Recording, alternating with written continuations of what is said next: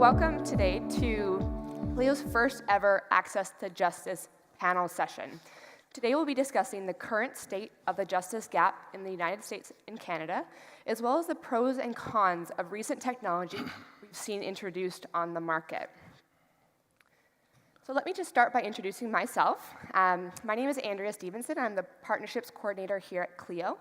So my main role is I manage our Academic Access Program. Our Academic Access Program is comprised of law schools, legal, any type of legal or paralegal program, as well as postgraduate incubator programs.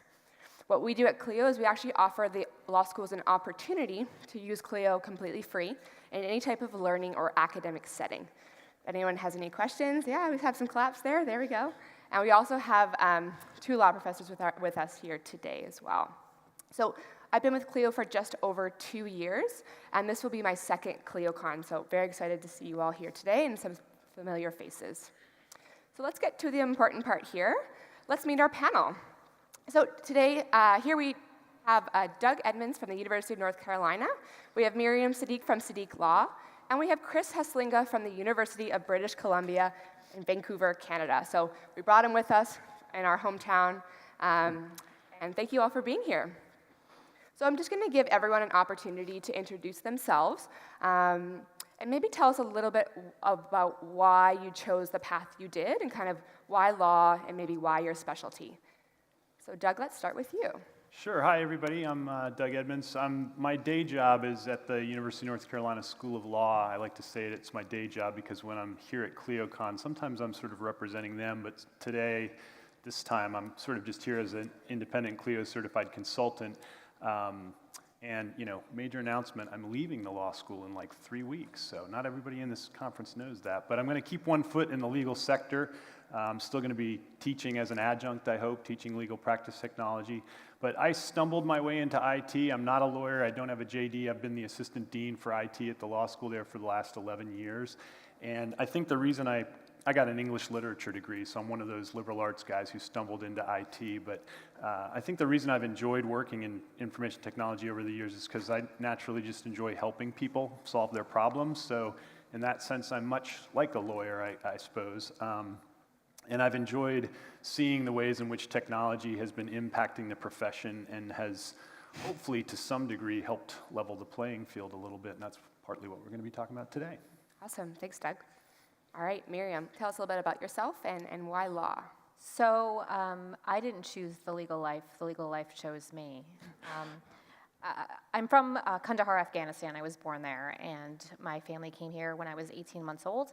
We were supposed to move back, but then the Soviets came, and then the Taliban came, and then America came, and they're all still there for the most part. I am primarily a criminal defense and immigration attorney. And over the past several years, I've obviously done a lot of my share of pro bono work. We ended up, my firm, it's a very small firm at the time, I think there were 4 of us, in Baltimore City during the Freddie Gray protests and did a lot of work there, did a lot of pro bono work. Earlier this year, we were at the airport during the travel ban and started Dulles Justice with the other airport lawyers. So I became a lawyer because I was either supposed to be a lawyer or a doctor. And I didn't do so well in chemistry, so I'm here. And it turns out I'm pretty good at it. And I love it, and I can't actually imagine doing anything else except being a meteorologist. I think you'd be really good at it. All right, Chris, tell us about yourself as well. All right, hi everyone. My name is Chris Heslinga. I help run a nonprofit student-run organization run out of the University of British Columbia in Vancouver. It's called the Law Students Legal Advice Program. It is essentially student legal aid. The law school students provide free legal advice and representation to low-income individuals at clinic sites across the Vancouver area. There's dozens of clinic sites. And at those clinic sites, we have hundreds of law school students representing thousands of individuals through issues both in civil and the criminal context. I'm the civil supervising lawyer of the program, and I also teach a essentially 4-credit component of the same type of program where the students get law school credit for the work that they do. And I also work for another nonprofit organization called the Community Legal Assistance Society, representing people who couldn't afford legal representation in front of mental health review board panels for those who've been detained against their will under the Mental Health Act in BC. I also volunteer and run family law workshops through the Pro Bono Students Canada faction out of University of British Columbia. And I also help volunteer some of my time at the Rise Women's Clinic, which also receives some gracious assistance from Clio as well, which is a primarily family law women's clinic out of Vancouver as well. And as you can kind of hear, I have to juggle a lot of different roles. Winner is days off. Providing access to justice can be very difficult and requires you often to wear a lot of different hats. The work that I do with the law school students is my main job, and it's incredibly rewarding. The law school students really do most of the work, and I'm the one who's there to supervise, guide them, and steer them in the right direction. I came to law definitely kind of as a bright-eyed optimist. Atticus Finch is kind of my hero, and I think that influenced me a lot, that kind of perception of the law and how, what I think the law really should be, even though I don't think it is enough. And so I'm very passionate about trying to do as much as I can to provide access to justice to as many people as I can. Awesome. Thank you so much for that.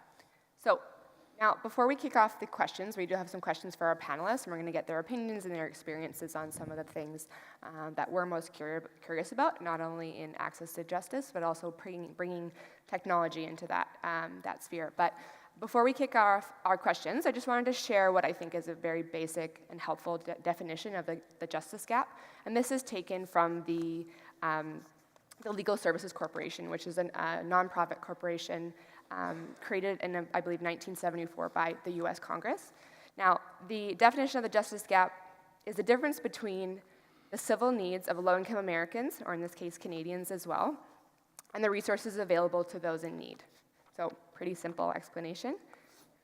So, from the LSC report, so in the past year, 71% of low-income households experienced at least one civil legal problem, including problems in domestic violence, veterans benefits, disability access, housing conditions, and healthcare. 71%, that's pretty huge, right? So of that 71% who reported a problem, only 20% of those sought help. Now, my first question would be why? That's a huge gap. So we're looking at almost 50% gap. Let's open it up with why aren't people seeking help for the problems that they claim they have? Who wants to start it off? Go for it, Miriam. So when you presented this question, Andrea, I emailed you back and I said, one of the things we have to be clear of is that we talk about low-income Americans, but I think we need to kind of expand that to vulnerable populations as a whole.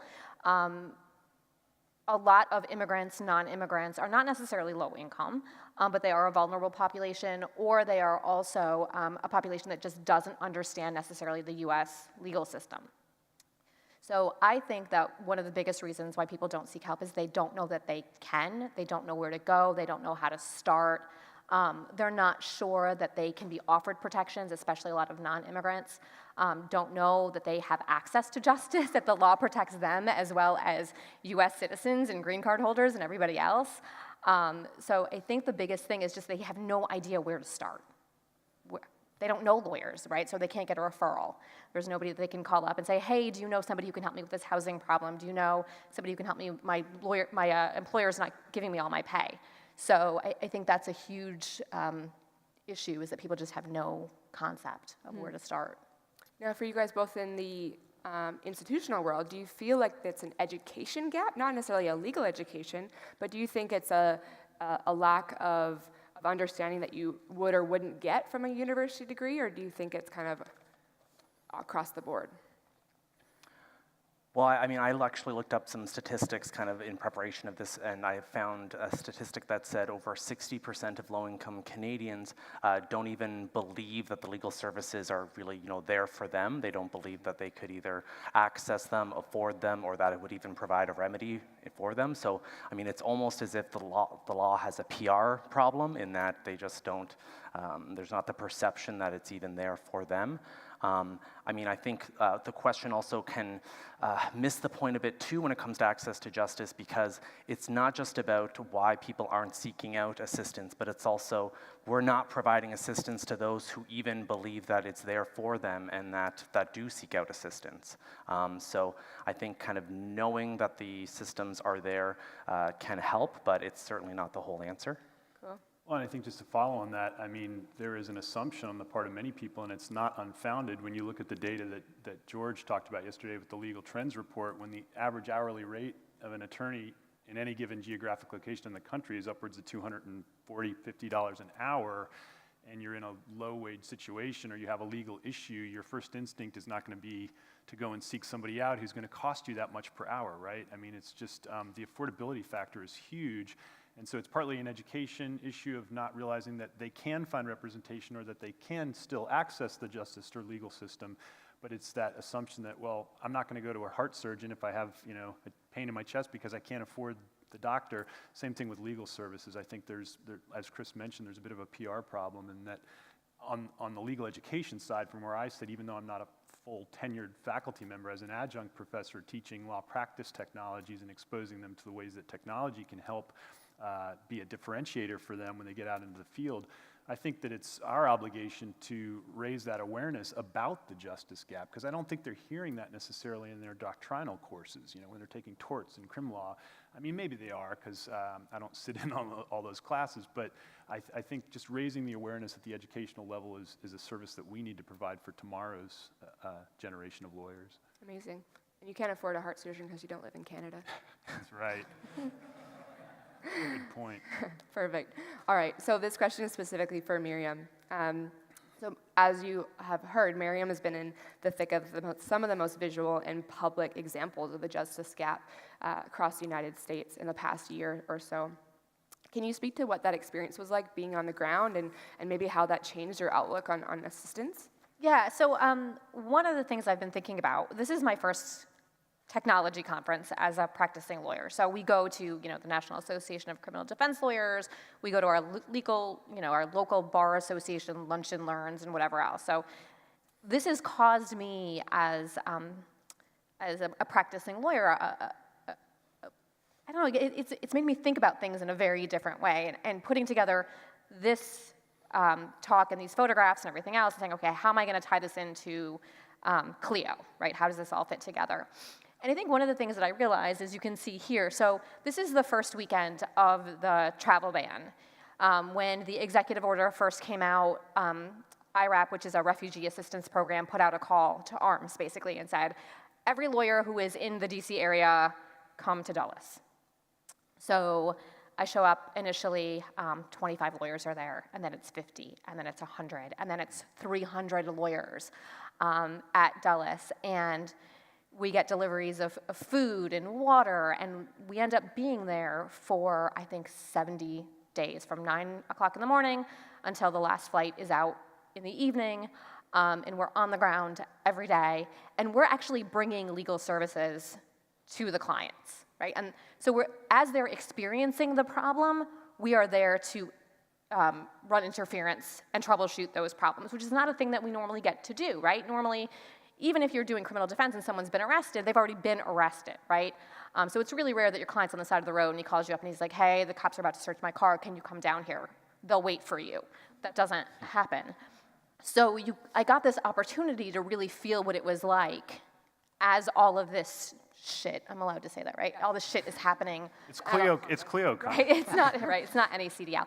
It's happening to people, and so that was an experience for me that really brought a different vibe to my practice. And the same thing when we were in Baltimore for the Freddie Gray protests. So we're there, and everyone's seeing the pictures of the broken out windows and everything else, and they're missing the protests as they're happening. They're missing the peacefulness of the whole thing, and they're missing the energy of the people who are really angry about what happened. I actually sent you the tweet where I said that no, there was no way they were going to get convicted.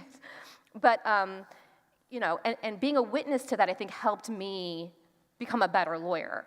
and figure out how to provide a service to them in a better way, in a more efficient way, and in a more understanding way. So, I mean, being at Dulles was terrible, but I think it definitely taught me a lot about access to justice and what we might need to do that's drastically different in our practice to be able to bring services to people that just think they can't afford it, because we did it, I almost fell off. Who think they can't afford it or don't know where to go. We were there.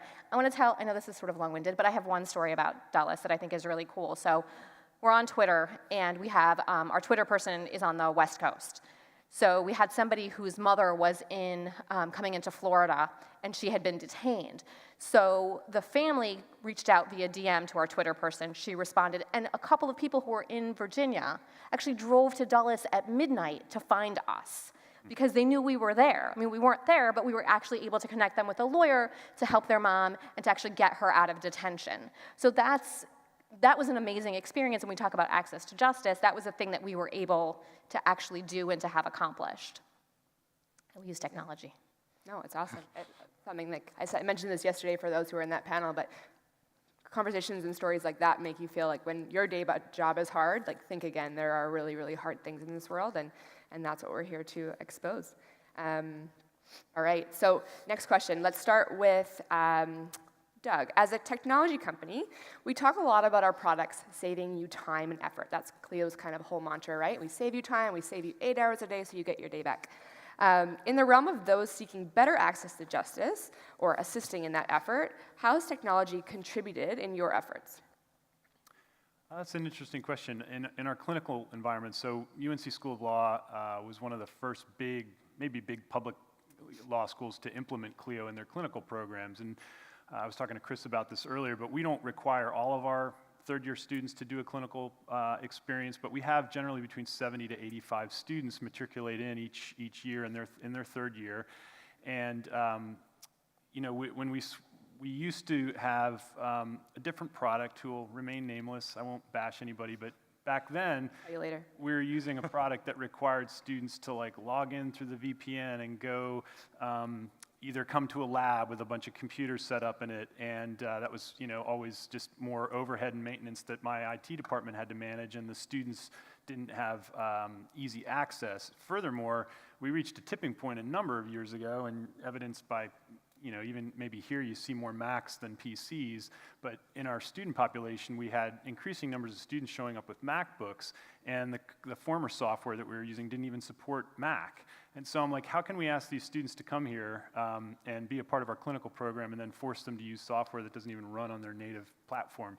So when I discovered Clio, we went through some evaluations with our clinic faculty and staff, and we evaluated a few products, and I'm happy to say that Clio was the one that we chose, and I've never looked back. And I think our clinical, the year-end feedback that we get from students about the clinical experience, they've always loved the faculty, but they used to always complain loudly about the software that we were using. And ever since then, the reviews have just gone, you know, way up, and they say, oh, we like Clio, it's so easy, we can use it from anywhere.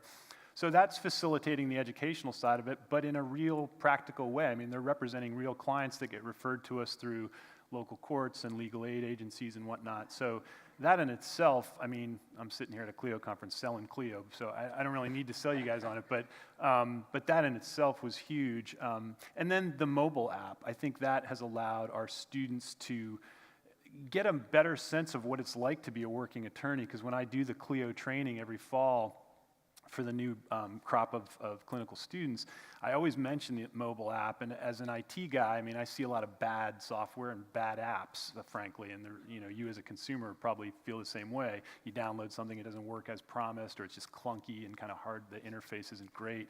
I think the Clio mobile app since day one has been fantastic, and there's just so much functionality packed into it that I always tell the students, you know, use it and get a feel for what it's like to be an attorney in this day and age. And not that you always have to be on, you know, and respond within 3 seconds, but that you can use it as a tool and it facilitates your practice in a really positive way. Beautiful.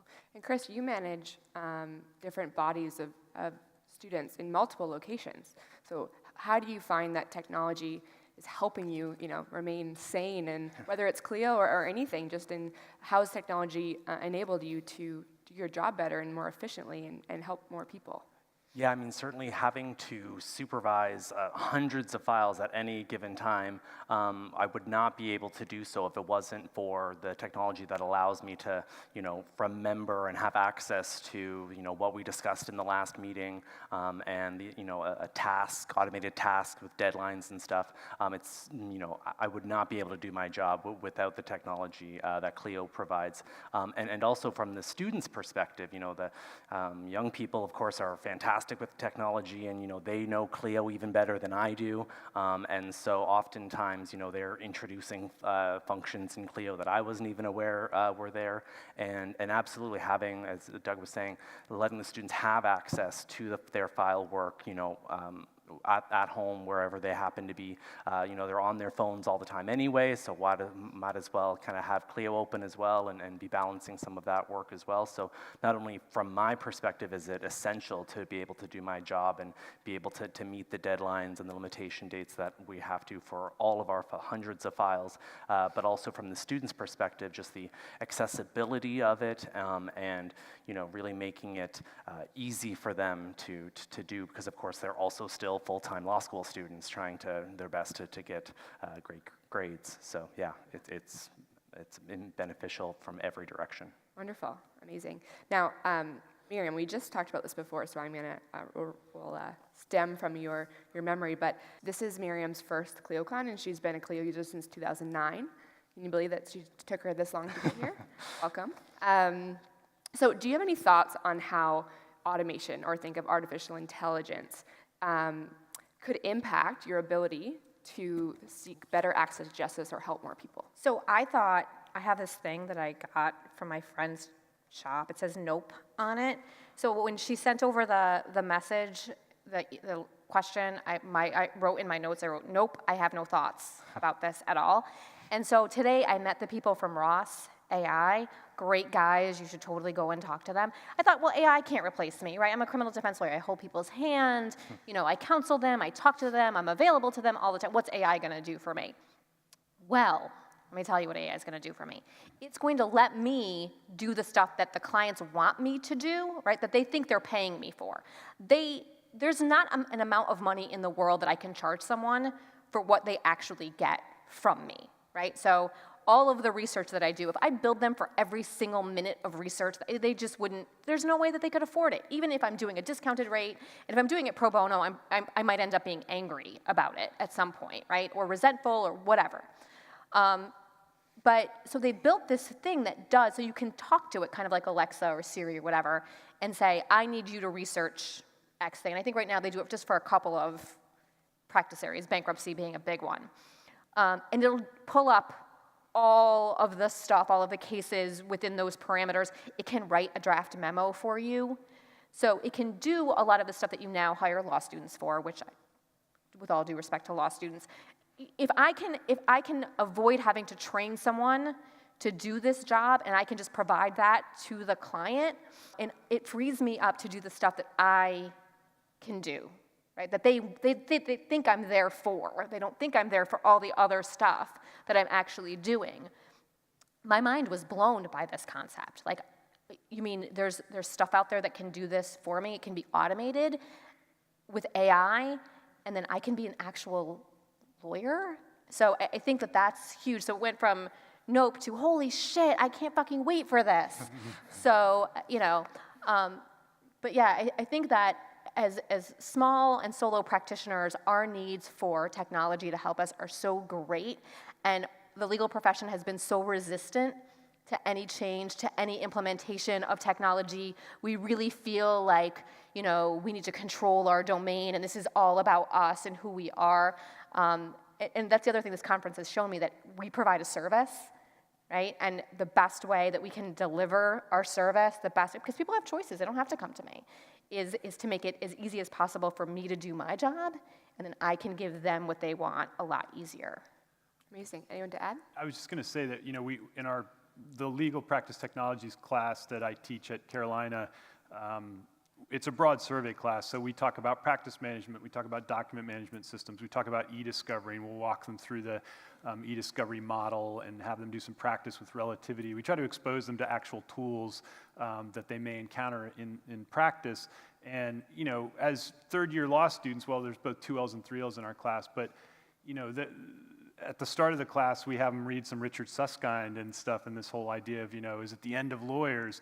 And our takeaway, hopefully when they're through with the class, is that all this technology that's coming down the pike and revolutionizing the way that people are practicing law, it doesn't have to be a threat. It can be an assistive sort of differentiator in starting your own practice. If you use all these tools, you can be more nimble in responding to your clients, you can bill more hours, be more efficient, and you can, you know, focus on the lawyering skills that can't be replaced by robots, you know. And so I think sometimes that gets lost in translation when people talk about a lot of the literature out there and you know, all these theories about how technology is going to replace lawyers. It never will, because there's those skills that involve interactions with people on a very human level. So I like to be sort of preaching that gospel. Like technology is going to help you practice better. It's not going to replace you. And so just to follow on, you know, some of what Miriam had to say.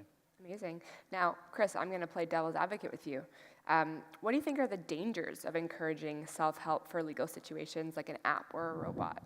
Yeah, and in fact, when you sent us these questions, I had this long diatribe about everything that's wrong with why technology is not the be-all and end-all answer, and then I saw your next question. I was like, oh, okay, I guess that she was getting there. I mean, the technology is fantastic. It is not a complete solution, though. You know, I really do believe that technology in a lot of ways can reinforce societal barriers, and you know, not everyone has access to the internet at home. Again, doing a little statistics research before coming here, I found that over 60% of Canadians don't have at-home internet access. And so even though lots of people may have cell phones, they don't all have the same equal access to it. I mean, technology is not equal. And so although it can, you know, certainly streamline things and make our jobs a lot easier, I think there's a danger in thinking that it will solve all the problems. I also think that relying too much on technology can, I mean, we were kind of talking earlier about the dangerous kind of scary early phases of AI and stuff, and how, you know, I do believe that giving obviously wrong advice is worse than giving no advice at all. And so, you know, computers get things wrong all the time, and so I think an over-reliance on the technology can also be a problem. I also, you know, what I try to tell my students all the time is that even if you can't, you know, our clients often don't even have a legal issue that we can actually solve, or that the law is well suited to provide a solution to, but the mere process of meeting with someone and talking to them and having them really kind of listen to your problems and do everything that they really can do to try to find a solution, and if there isn't a legal solution, try to provide other solutions, and really just treat them, you know, as a human one-on-one contact, I think can provide a lot of meaningful assistance, even if it's not directly solving their problem. I think just having another person there who's genuinely listening to you and wanting to solve your problem really, you know, can't be replaced by technology, but technology could free up our time so that all we're doing is just listening and trying to provide that one-on-one support. Amazing. I think that's a very millennial thing to think, is that technology can be the end-all, and I think it's great, but I definitely do think that there's a human component to any situation. So, in my experience with working with law schools, there are hundreds of clinics who focus on assisting those who can't afford a lawyer. So, Doug, if you can, talk to me a little bit about the impacts you're seeing within your communities with the help of your legal clinics at UNC. Well, I was saying to, I think I was telling Chris before we started that UNC School of Law has just a really long and rich history of having a strong public service kind of focus. Almost all of our students do some sort of pro bono work while in law school. And unlike that other darker blue school down the street in North Carolina, Duke, it's kind of like Voldemort. You don't say it at UNC. You know, they're a great law school. There's no denying that. And they end up sending a lot of their students to big law firms in New York, and a lot of people end up taking the New York bar. They don't even sit for the North Carolina bar. But most of our students do take the North Carolina bar, and they get out there into settings that they might not necessarily be making as much money. They'll go to like legal aid of North Carolina, but they're doing work that does help disadvantaged populations at a reduced rate per hour, perhaps. And so I think that the general culture, it just so happens that where I am, at least at UNC School of Law, there's a very strong public service sort of pro bono bent to our curriculum. Not true at all law schools, but again, I think that by exposing students, beyond the doctrinal courses, when they get into their elective and upper level courses, there's a lot of cynicism about, third years just kind of check out. And, some of you can probably attest to that, but when you were in law school. But giving them courses that are going to be sort of forward-looking and talking about ways in which 21st century lawyers are actually doing their jobs and exposing them to some of these tools. That was my goal in coming up with this course. And, so I think, and things like, I'm going to get in a plug here, I promised John I would, but tools like access to A to J author. So there's this authoring tool that CALI, the Organization of Computer-Assisted Legal Instruction, came up with several years ago, and we expose our students to that. And what it allows you to do is develop these sort of self-guided questionnaires. And even if you don't write code, even if you're not a programmer, like all the talented dev team at Clio are, you can help create guided pathways to answer legal questions and then sort of do an off-ramp to an actual person. You're not going to maybe solve their entire legal issue, but you're going to help guide someone who's just sort of floundering, like, I don't know where to turn.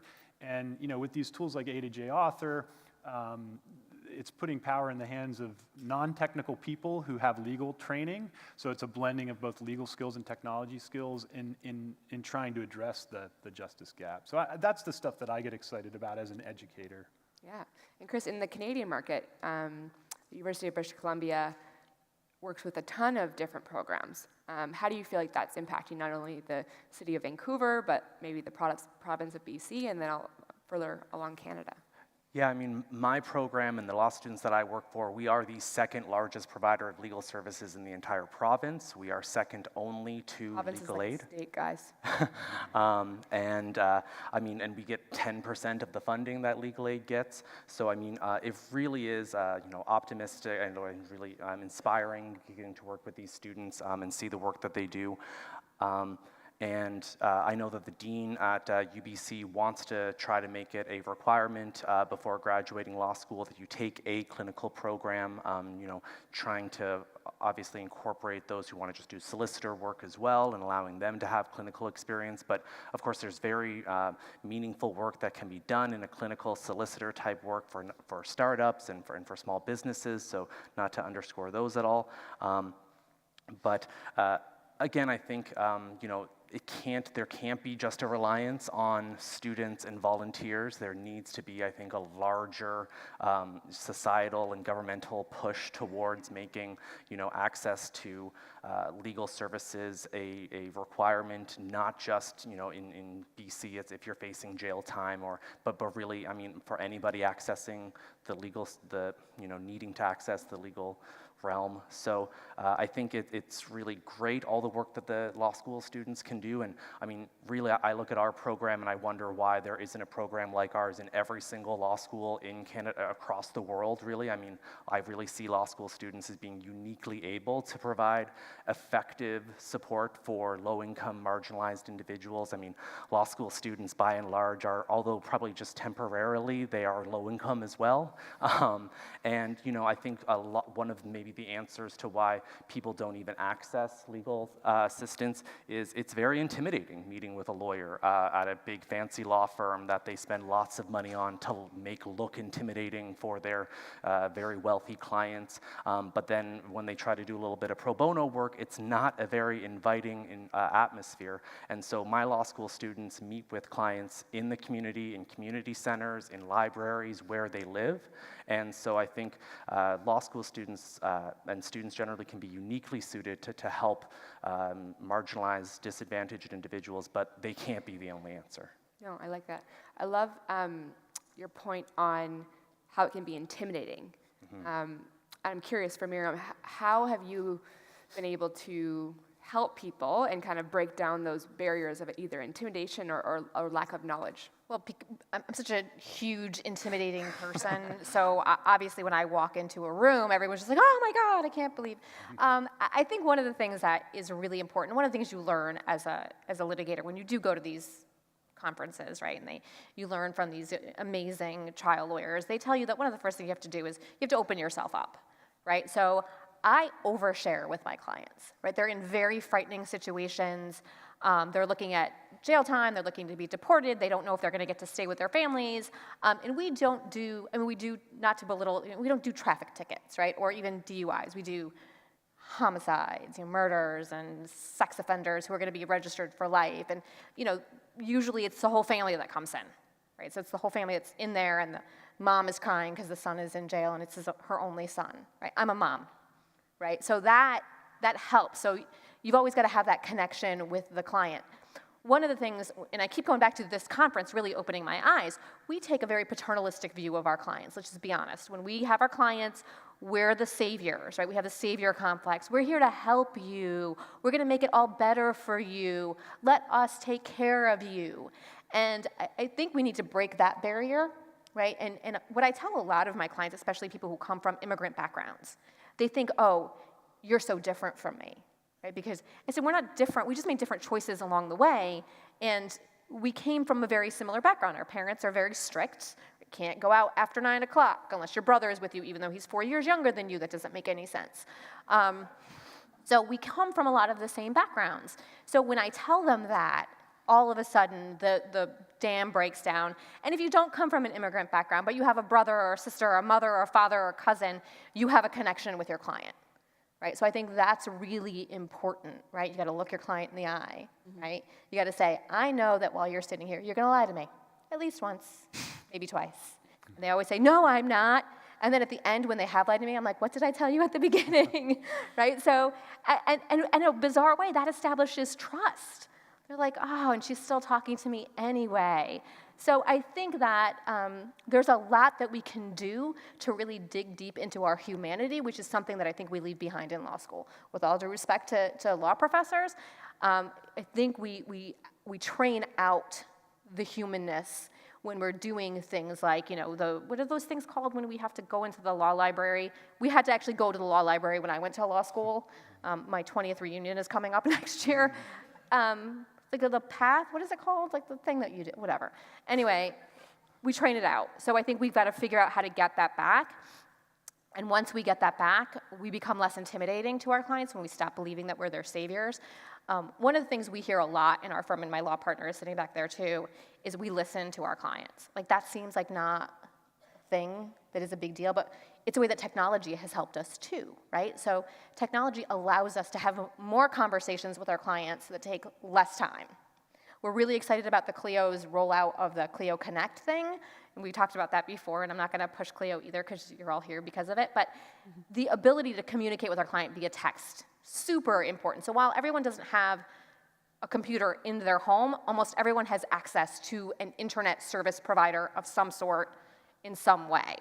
So I think all of these things help break down that sort of barrier, but it's really got to just start in here. What you're looping back to is that human component that we've kind of gone back to, and although everyone can have a different opinion on each subject, we all kind of stick to that being a human at the end of the day. Super important, and we need to remember that when we're talking about technology or we're talking about the substantive part of the law. If we want to provide access to justice, we have to provide access to who we are, first and foremost. Absolutely. For Chris and Doug, so do you see a shift in desire from students who get exposure to low bono or pro bono initiatives for their future, meaning in the context of shifting from big law to more affordable and accessible means? Once they graduate, do you have higher percentage that are still going, I want to go big law, or do you find that the clinical and the exposure they've had has kind of pushed them towards more access? I mean, if I were being 100% honest, I wonder if it's sort of a self-selecting process to start off with. I mean, I think a lot of the students who get into the immigration clinic or apply for again, since we don't allow all students, we don't have enough spots for all of our students. I think those that choose sort of the youth justice or community development law or immigration law clinics have an interest coming into law school perhaps, or maybe by their end of their first year, second year. That's not to say that if they're exposed to such work that they don't get more inspired to go deeper and to continue on that path, but that's an interesting question. I wouldn't want to say for sure that just by taking one class, they're suddenly, I mean, we all know, whether it's at the undergrad level or graduate school level, I mean, you can have one professor that really can change your life. So if there's one particular, immigration law professor that might have inspired you at some point, I don't know, but. I never wanted to do immigration law. Honestly, I was the only foreign person in the city where I lived. Wow. So that's. Yeah, it just depends, but yeah, so I don't know how to answer that necessarily. I think that by exposing them to these clinical programs, experiential learning, I think, is the key. In any sense, is just giving them more practical experience in law school rather than making them read through case books that are this big. Yeah, absolutely. Chris, any thoughts? Yeah, I mean, it's a tough thing to measure, really. So I do agree there's a self-selection process. I mean, with my program, we do have almost the entire first year of law school sign up with our program at the beginning. There's, of course, a large drop-off rate, unfortunately. But it's my hope, really, that a little bit of exposure. I mean, even if it doesn't completely shift their entire career track into giving up corporate law and being a social justice lawyer who has to work at 3 different organizations, but even if they just get a little bit of exposure to what a lot of them don't get exposure to at all. Unfortunately, a lot of my law school students still come from very privileged backgrounds and very sheltered backgrounds. So even just getting a little bit of exposure to what someone's life is like who hasn't had any of the advantages they've had, and then shifting their perspective on what it's like to be those people and the limited selections that they really have and how they get into the situations they get into. I mean, a lot of the times kind of an aha moment I have to share with my students often is that when, they can't understand why this client didn't, help themselves or, why they made, all these bad, choices or didn't even just respond to the, letter from the government asking them for a clear, simple document, is I just ask, well, do you believe that this individual can read? Because, the illiteracy rates are alarmingly high. And so once they kind of realize that just even that basic assumption shouldn't really be made, I think it really opens their mind up. Even if it doesn't change their career path, at least kind of opens them up to understanding a bit more what it's like for people who need access to justice. Amazing. So kind of a couple of wrap-up questions before we open it up for questions. So if you have questions brewing in your mind, make sure to write it down because we'll have lots of time. So how can the legal community make a difference? Kind of where's the low-hanging fruit in your mind? And we'll start with you, Miriam. Well, when we were at Dulles Justice, after that whole thing was over, it's never really over, but I went and gave a talk at the Capital Area Muslim Bar Association, and they gave me a nice little plaque. And I didn't even know that there was a Capital Area Muslim Bar Association, which is a problem, right? Yeah. And I asked them, I said, where were you, fam? Like, why were you not at the airport? Like, why was it, like, white people? Why was the Jewish synagogue organizing all of our food for us? And then Donald Trump gave us a second executive order, and I thought they would show up then. Like, hey, look, here's manna from heaven. You can come now. And what they said when I asked them why they weren't there, they said they didn't know, right? They didn't know. And a lot of times I get that. People are like, I didn't know. I don't know what to do.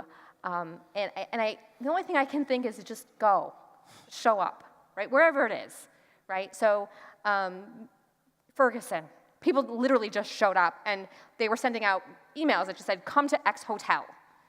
Come to X hotel, and we will figure out what to do after that. Same in Baltimore. I mean, we literally just showed up, and they had so many bail reviews that they had to do that we were there, and we were just taking bail reviews. Like, okay, we'll take this one, we'll take that one, we'll take these as pro bono cases. They were surprised that we kept a lot of these clients as pro bono clients after the fact, because they only expected us to do bail review. Just go. So if you hear of a clinic somewhere, go. Go to the clinic. Say, I know how to do that. Catholic Charities, if you're interested in immigration law, for example, if you agree to take a pro bono client, they will teach you how to do things. They'll teach you how to do VAWA. They'll teach you how to do U visas. There are always naturalization clinics. I mean, there's so much need out there. I mean, we tried to give a case back to Catholic Charities after we lost our Spanish-speaking associate, and they were like, nope, you cannot give it back. We do not have enough attorneys to cover this stuff, right? And immigration is huge right now. Everyone wants a piece of it because it's sexy and it's on the news and there's travel bans and I'm on TV all the time. It's really cool, right? Nobody wants to take a pro bono case that's immigration. So just show up, get in your car, get on your bike, walk to the place, and if they don't need you, they'll say, you know what, we're good, thank you. That's the worst that can happen. So put your own feelings of, oh, I don't know if I can do this, I don't know how to do it, I don't know if they need me, and please, for the love of God, show up, because we do need you. We need every single one of you to show up. It's always been important. I want to make sure that we all understand, like, none of these people started doing this a year ago. This isn't a new issue. Access to justice in the United States has always been a pressing, burning, amazing issue in the state that we're sitting in right now. It's huge. So show up. Just go. Anything to add? I'd certainly agree. I mean, I go to a lot of access to justice, poverty law conferences. They're a lot worse funded than Clio is, so it's been fantastic coming here. But I always think that if we spent half the amount of energy talking about or solving access to justice that we do talking about access to justice, we could get a little bit closer to solving the problem. And certainly from my perspective, at my program does rely on a lot of volunteer lawyers throughout the community who come to the clinic sites and help the students at the client intake. They go to court with a lot of my students as well. And so, it can be kind of scary, if you're a corporate lawyer thinking that, you may have the idea of, representing somebody in a totally different practice that you don't maybe know anything about. But getting involved with student organizations, it gives you a very nice level of separation that really still allows you to do really meaningful work and, hopefully really show to the students as well that, you can go off and be a corporate lawyer but still give back to your community.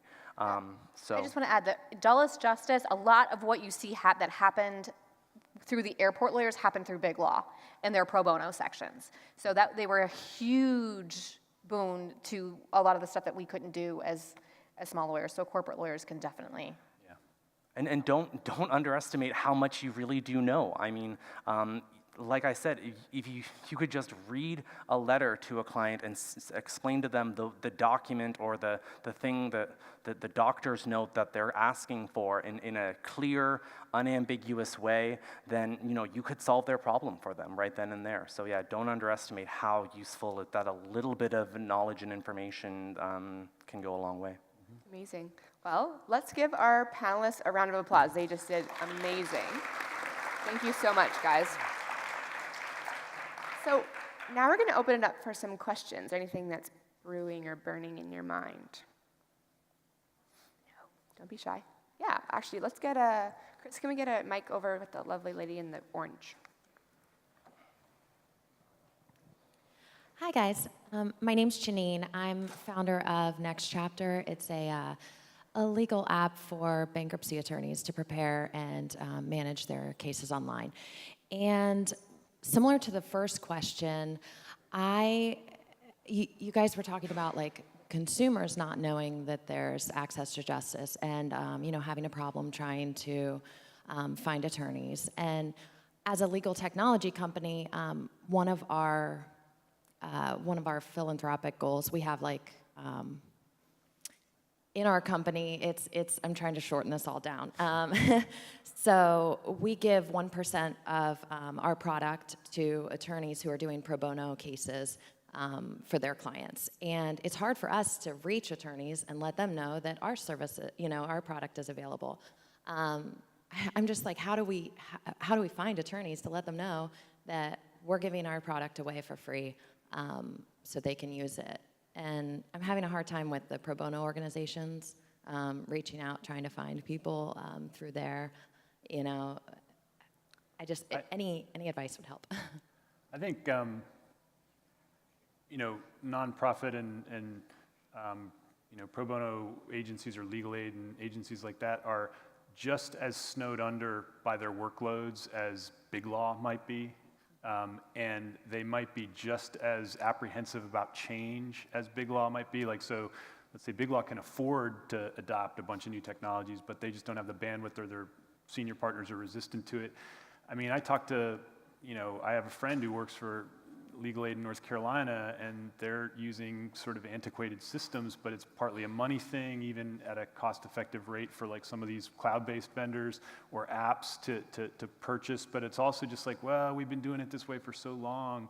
So I think it's a constant sort of user education campaign that you have to be doing, and that you have to focus on, words like, maybe they're too markety or buzzwordy, but like, frictionless and seamless and easy adoption, and it'll make your job easier. It'll allow you to represent your clients more effectively, and focus on those sorts of aspects of your products to get across to the folks who are so busy just lawyering and trying to represent people that they're just like, well, yeah, I'm sure it works great, but I don't have time to talk to you right now.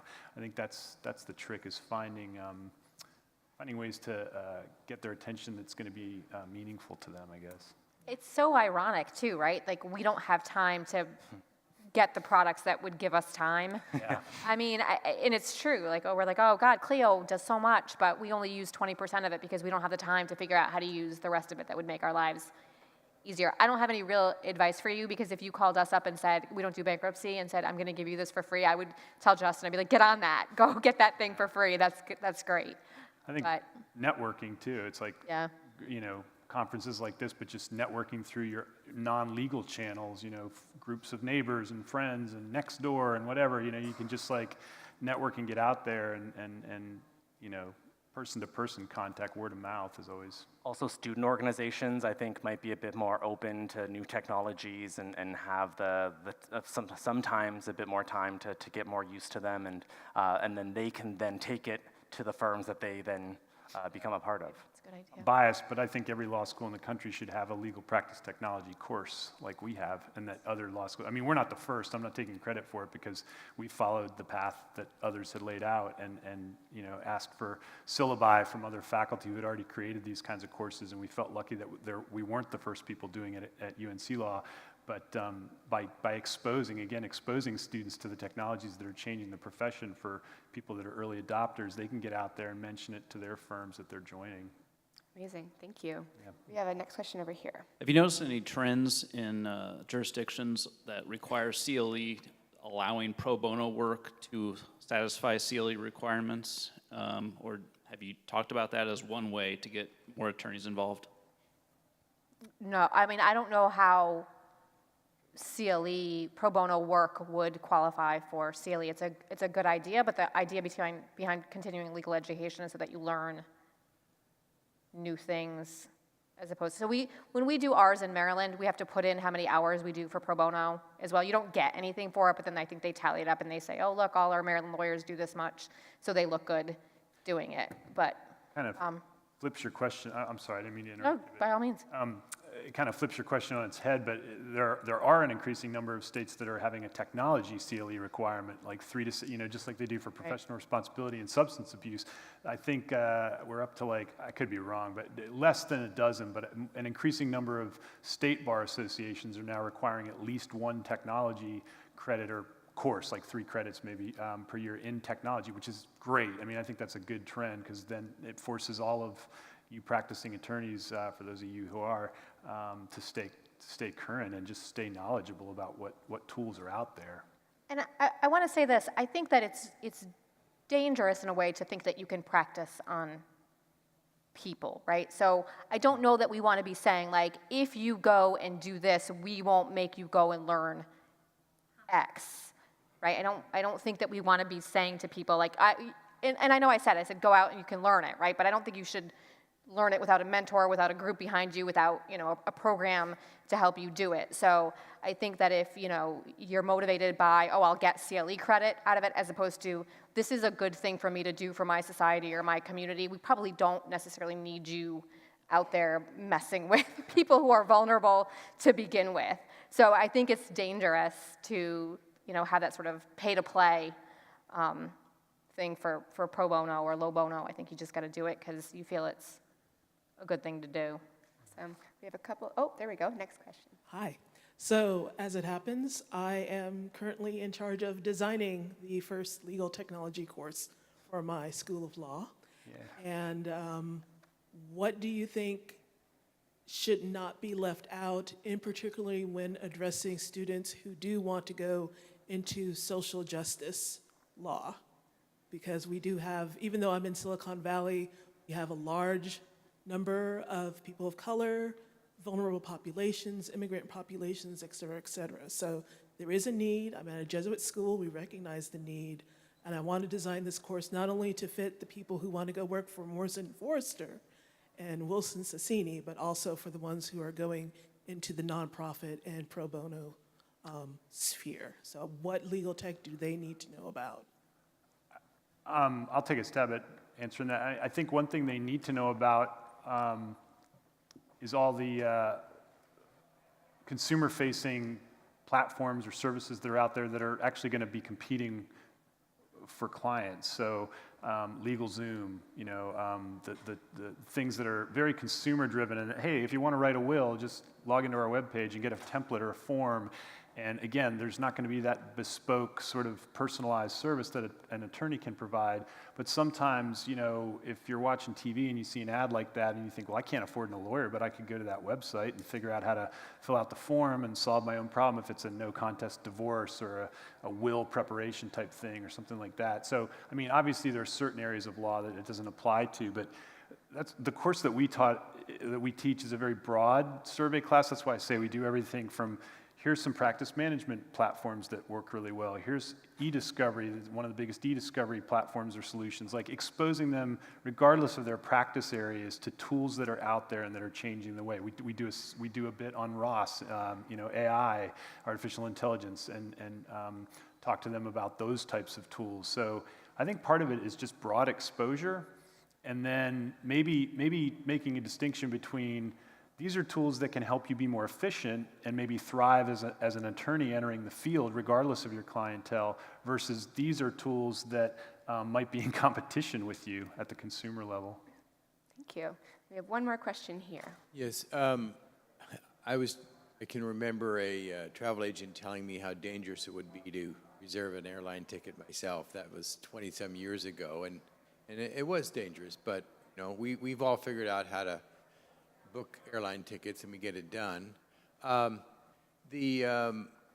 any of you, or are you hearing about any TurboTax type programs where consumers can go into courthouses and kind of TurboTax their way through maybe a non-custody, non-high conflict divorce or matters like that?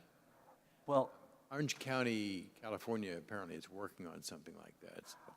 BC actually just launched this spring the first fully online civil resolution tribunal for all claims under $5,000 have to go through this fully automated civil resolution tribunal process.